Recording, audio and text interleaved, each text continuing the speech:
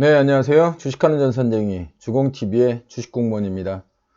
2019년 6월 17일 월요일이고요. 장전 투자 전략에 대해서 말씀드리도록 하겠습니다. 일단 지난주 금요일 미국 시장 살펴봐야겠죠. 다우존스 30 산업평균지수가 마이너스 0.07%를 기록하면서 시장을 마감했는데요. 다우지수는 장 마감 5분을 넘기고 갑자기 급락하면서 강보합에서 하락으로 전환했습니다. 대형주 위주의 S&P 500 지수 역시 마이너스 0.16%를 기록을 했는데요. 기술 중심의 나스닥 지수 역시 마이너스 0.52% 떨어지면서 시장을 마감했습니다.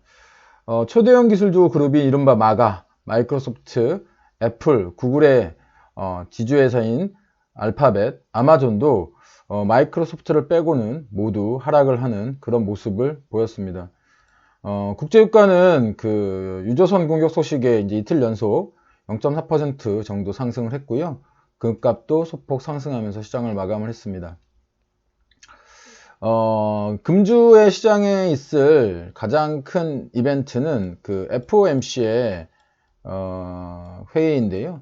18일, 19일 회의가 잡혀져 있습니다. 지금 최근 시장이 연준의 금리 인하를 요구하면서 이 회의가 이제 개최되고 있는데요.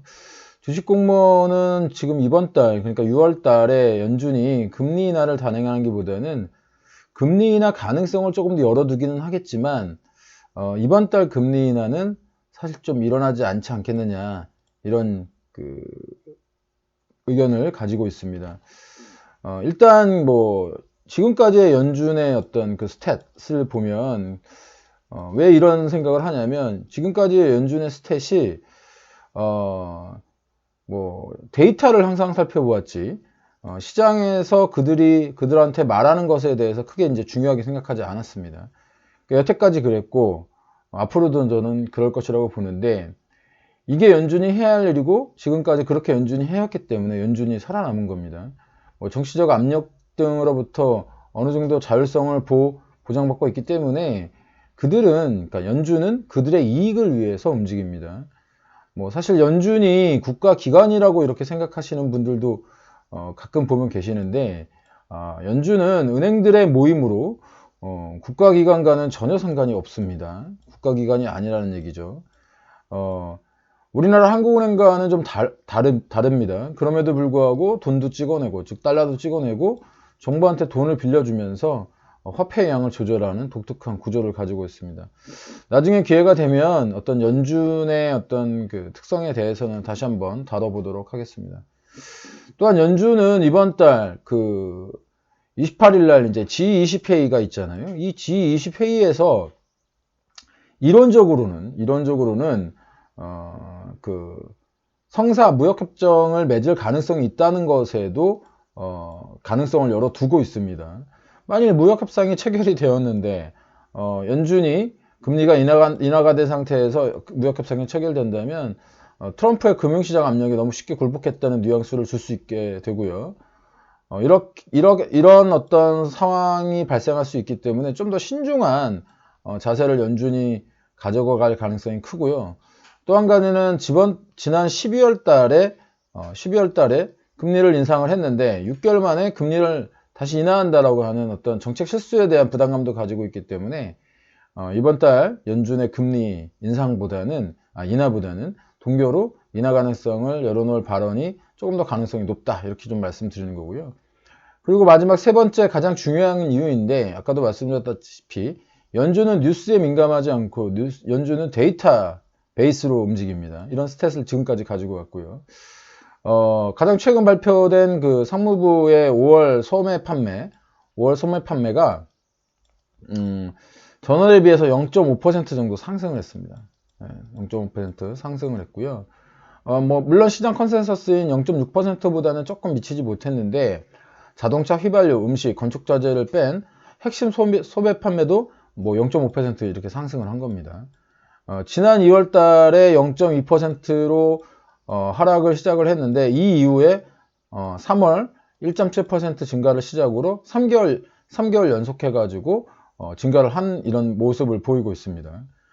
이렇게 되면 그 연준이 이제 금리 인하의 어떤 뉘앙스를 얘기한 것이 갑작스러운 경기 둔화를 전제로 연준이 금리 인하를 이야기를 한 것인데, 이번 소매 판매 지표는 연준의 당장의 금리 인하 부담감을 줄여주는 걸로 이제 6월 금리 인하는 사실상 조금 어렵지 않느냐라는 게 이제 주식공무원 생각이고요.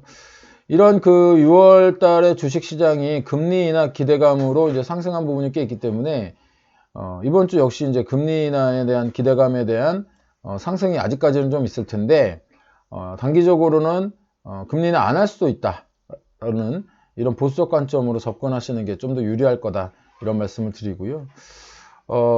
또한 이란과 미국의 지정학적 리스크, 이 갈등이 굉장히 지금 커지고 있는 상황이고요.